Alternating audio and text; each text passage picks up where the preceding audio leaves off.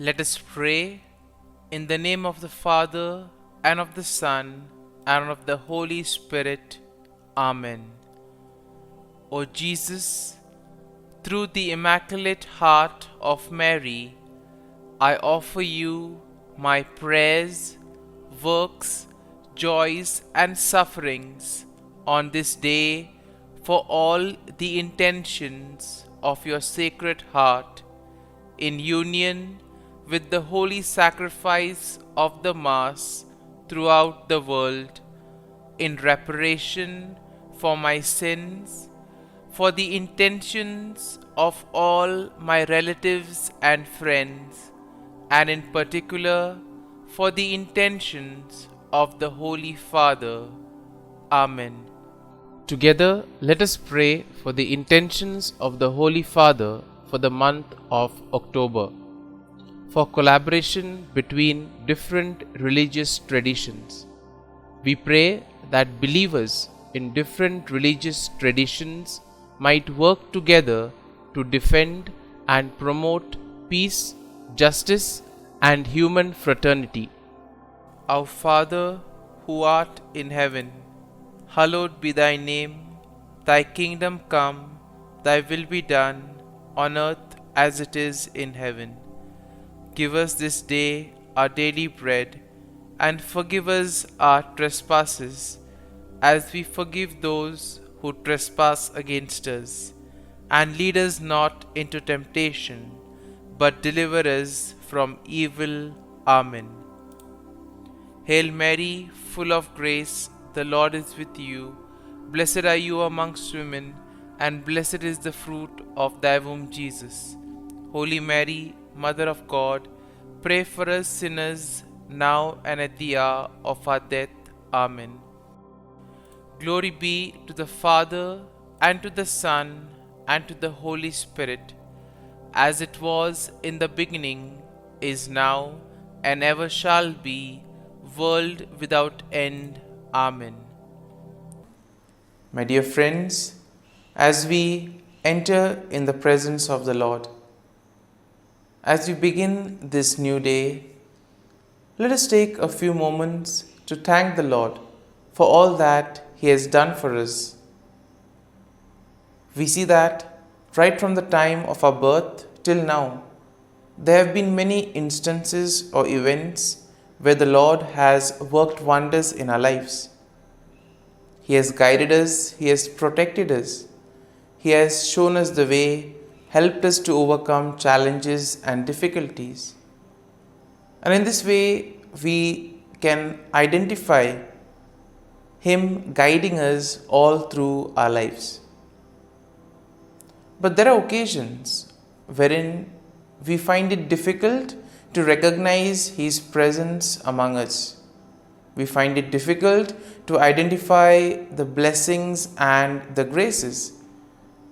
And here we see that it is in these occasions that we need to specially ask the Lord to give us the grace that we may be able to identify those graces, those blessings in our lives.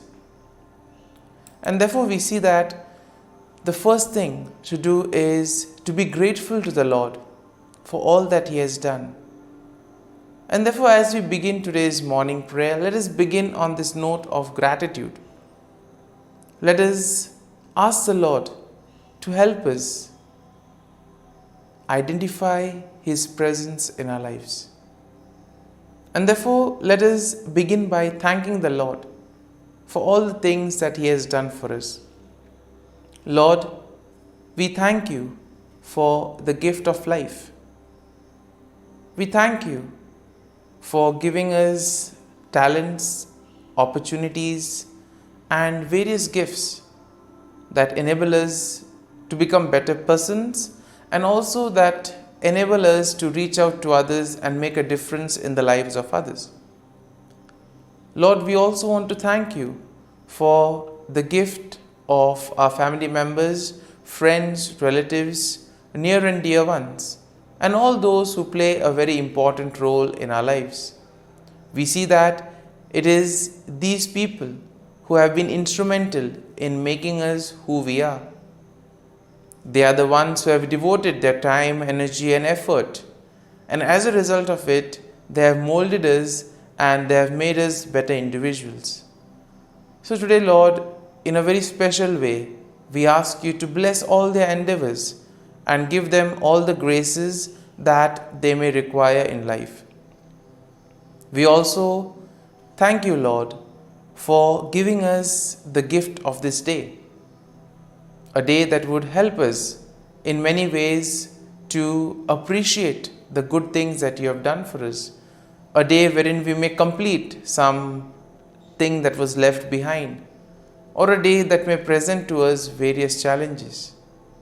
Whatever be the situation, Lord, we ask you to be with us and guide us. Allow us to be led by you. Lord, we also thank you for the opportunities, for the experiences that you have given us in life. There have been many experiences wherein we have enjoyed, and these are the experiences that we want to cherish in life. But at the same time, there have also been those experiences and those moments wherein we have found it difficult to accept them. These are the experiences that have been learning experiences. They have taught us a lot in life. Though they may have been hard, bitter, but still they have given us a valuable lesson. They have made us stronger. And therefore, Lord, we also thank you for those moments which have helped us to become strong, which have helped us to become better individuals. And Lord, we also thank you for giving us opportunities to reach out to others, to make use of our talents. And thus, Lord, we ask you to be with us, guide us throughout this day. Lord, allow us to be led by you, so that whatever we do, our actions, our words, may reflect your love, joy, and mercy to the world around us. Help us to become your instruments, so that you may work in and through us. And therefore now, my dear friends, let us all close our eyes at this moment and let us praise the Lord that He has woken us up in this morning. We thank Him for the good health that He has given us, for the good night's rest. We thank Him for keeping us safe and sound, for protecting us from all danger, from all harm. He has kept us in His love, and at every moment we see that His gaze is upon us. He never abandons us.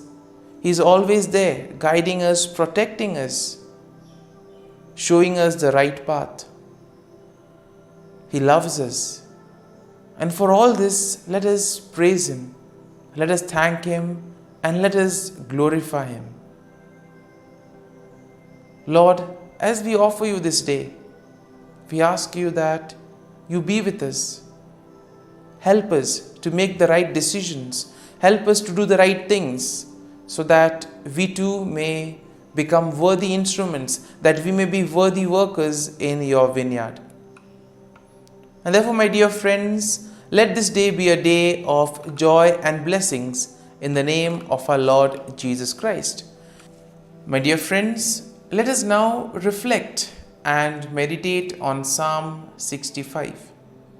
As usual, we shall have a general overview of the psalm, and then we shall take a look at a few verses in detail, trying to see how the psalm plays an important role in our lives. And therefore we see that Psalm 65 is in a way a psalm of praise that is attributed to David. It is a beautiful hymn that celebrates God's goodness and provision in the natural world. It also shows how God cares for His people. Now the psalm can be divided into three main sections. The first is an exaltation of God's character and praise for His acts, and that is something that we'll find in verses 1 to 4. Then in verses 5 to 8 we have the recognition of God's power and control over creation. And then in the final section, from verses 9 to 13, we have gratitude for God's provision and blessings and a declaration of the psalmist's response in worship. And therefore we see that this psalm in a way will motivate us to express our faith and trust in the Lord. Psalm 65 in a way is a profound expression of praise and gratitude for God's goodness and provision. It celebrates God's character and acknowledges His control over creation. In a way, we are all invited to give thanks to the Lord for the abundant blessings, for all the graces and gifts that He has showered on us. The psalm invites us to recognize God's handiwork in the natural world. It calls us to see God in creation, see God in the things around us, and therefore to respond with joyful worship and gratitude. And therefore something, when we look at creation, when we look at the things around us, can we thank the Lord for those things? Can we thank the Lord for the beautiful nature around us? And therefore we see that Psalm 65 will be a reminder that God is indeed the source of all blessings. And therefore it is our duty and our salvation to praise Him and give Him thanks. And now, having seen the general overview of the psalm, let us go and look at a few verses in detail. Now verses 1 to 4 go like this. Praise is awaiting you, O God, in Zion, and to you the vow shall be performed. O you who hear prayer, to you all flesh will come. Iniquities prevail against me, as for our transgressions. You will provide atonement for them. Blessed is the man you chose and caused to approach you, that he may dwell in your courts. Now the psalm begins with a declaration of praise and recognition of God's presence in Zion.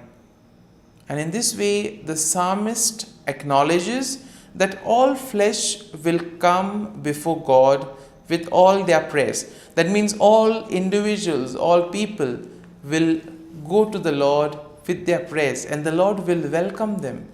He will willingly listen to all that they have to tell Him. And therefore this is a good reminder for us that when we find ourselves in difficult moments, we can approach the Lord, we can speak to Him, and He will be there to listen to all our prayers, to all our feelings, all our sentiments. And here we see that there is also an acknowledgement in this first part of the psalm of personal sins and the assurance of God's atonement. The Lord will forgive us. He will cleanse us of all our sins. And therefore we see that the psalmist here declares the blessedness of those chosen by God, who are allowed to dwell in His presence, and those who are allowed to experience His satisfaction and goodness. And thus we move to verses 5 and 8, which go like this. By awesome deeds in righteousness you will answer us, O God of our salvation. You who are the confidence of all the ends of the earth and of the far off seas, who established the mountains by His strength, being clothed with power, who stills the noise of the seas, the noise of their waves, and the tumult of the people. In this section, we see that the psalmist praises God for His power and control over creation. The psalmist recognizes that God is indeed the source of salvation, and therefore all of us need to place our confidence in the Lord. Place our faith and trust in Him that He will guide us, He will protect us. And therefore the psalmist is very happy. He marvels at the ability of God to establish mountain, to still the raging waters, and to cause many things in creation. He is also amazed that the Lord is able to calm down various tumults among the nations. Therefore, let us pray for peace at the same time. There are many parts of the world where peace is the need of the hour. People fighting over one another, nations fighting with each other, people being affected, suffering. And therefore, let us at this moment place all these events at the feet of the Lord. Because this part of the psalm tells us that even those in the farthest corners of the earth are in awe of God's sign. Therefore, nothing is impossible for God. Therefore, we need to go to Him with all our difficulties. And finally, we see that in verses 9 to 13, go like this: You visit the earth and water it, you greatly enrich it. The river of God is full of water. You provide their grain, for so you have prepared it. You water its ridges abundantly. You settle its furrows. You make it soft with showers. You bless its growth. And therefore we see that the psalmist expresses his gratitude for God's provision and blessings in the natural world. Therefore God's visitation upon the earth brings about abundance, and it enriches the land and provides water and all the nutrients for growth. Therefore the psalmist acknowledges God's goodness that permeates the passing seasons and the overflowing abundance that results from it. And therefore we see that the imagery of pastures, valleys, flocks and grains depict a land that is bursting with life, therefore leading to joy and the songs of praise. And therefore we see that the psalmist will conclude with the final statement of the psalmist's response to God's blessing. The psalmist declares that the blessing of God extend even to seemingly desolate places. That means no place is excluded from the presence of the Lord. The Lord is present everywhere. Nothing is impossible for God. And therefore it gives us confidence that we can turn to the Lord and ask Him to intervene in whatever difficult situation we may be in. My dear friends, as we have reflected and meditated on Psalm 65, let us now spend a few moments in silence, reflecting on the psalm. There may be a few verses, a few thoughts that may have touched us. Remain with these thoughts. Allow these thoughts to take root in you, so that ultimately you will be able to make this psalm personal. The psalm will take root in you. And therefore, as we spend these moments in silence, remain with the thought, remain with the verse, so that ultimately your day may be enriched by the psalm. Whatever you do today may be in accordance to God's plan, and thus you'll be able to become a worthy follower, a worthy citizen in the kingdom of God.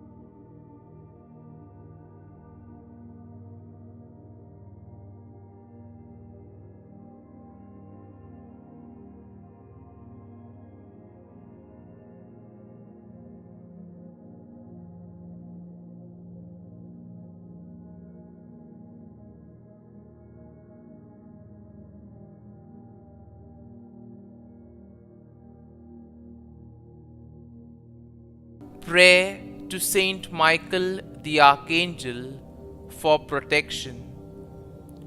Saint Michael the Archangel, defend us in battle.